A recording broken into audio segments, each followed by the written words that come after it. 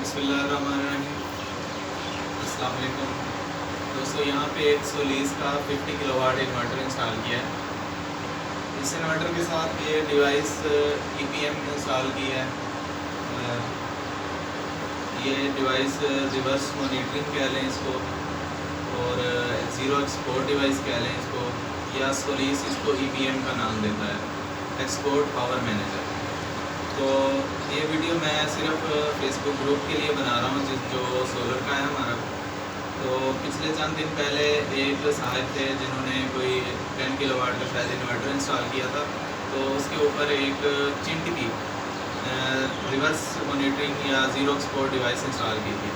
तो हमारे एक बहुत ही प्यारे अजीज़ ने दोस्त हैं हमारे, राशिद भाई या और भी एक दो हैं, उन्होंने नीचे कमेंट किया था कि ये डिवाइस किस तरह वर्क करती है और इसका फंक्शन कैसे है, किस तरह इंस्टॉल होती है, शायद इस तरह का कोई कमेंट किया। तो उसी के काउंटर में वो अगले दिन या कुछ चंद दिन के बाद वो जो वीडियो बनाने वाले भाई थे जो ज़ीरो एक्सपोर्ट को ज़ीरो डिवाइस का नाम कह रहे थे, हालांकि ज़ीरो डिवाइस किसी किस्म की डिवाइस नहीं होती, ज़ीरो एक्सपोर्ट डिवाइस होती है, मैं उनको बताता चलूँ। तो उन्होंने अगली वीडियो में कहा कि मैं आज आपको बताने जा रहा हूँ ये डिवाइस कैसे वर्क करती है। बेसिकली वो कह तो चुके थे कि ये किस तरह डिवाइस वर्क करती है, लेकिन उन्होंने अंदर वीडियो के जो अलम गलम बोला वो मैं आपको बता देता हूँ। उन्होंने इस किस्म का कुछ भी कंटेंट नहीं जाहिर किया, कुछ भी उसने वीडियो में नहीं बताया कि ये किस तरह वर्क करती है। सिर्फ उन्होंने ये कहा कि जी हमें जी 16 साल हो गए हैं वर्क करते हुए, हम आपको कॉल पे या कमेंट पे नहीं बता सकते ये किस तरह वर्क करती है। भाई फिर वीडियो बनाने का फ़ायदा, आप वीडियो में कह रहे हैं कि वीडियो ये बना रहा हूँ मैं ज़ीरो डिवाइस के ऊपर। ज़ीरो डिवाइस क्या होती है? ज़ीरो एक्सपोर्ट डिवाइस होती है। चले मैं सभी दोस्तों को बता देता हूँ किस तरह वर्क करती है ये ज़ीरो एक्सपोर्ट डिवाइस। तो मैं उनको बता दूँ कि ज़ीरो डिवाइस नहीं होती, ज़ीरो एक्सपोर्ट डिवाइस होती है। ये EPM है, ये सोलीस के 50 किलोवाट के इन्वर्टर के साथ इंस्टॉल है। इसके साथ बेसिकली ये CDs की केबल है। तो ये हमने जो यूटिलिटी की ऊपर लेके आना, इधर ऊपर आ जाए, ये A, B और C ये CDs हैं, ठीक है। ये CDs मॉनिटर करते हैं रिवर्स करंट या फॉरवर्ड करंट को। फिर ये हमारा जो EPM है ये इसको मॉनिटर करता है कि जो बैक करंट है उसको पीछे जाने से रोकता है, इसकी पावर को वो रिड्यूस कर देता है, ठीक है। इसके अलावा ये इसकी जो यूटिलिटी के वोल्टेज हैं उसको मॉनिटर करता है।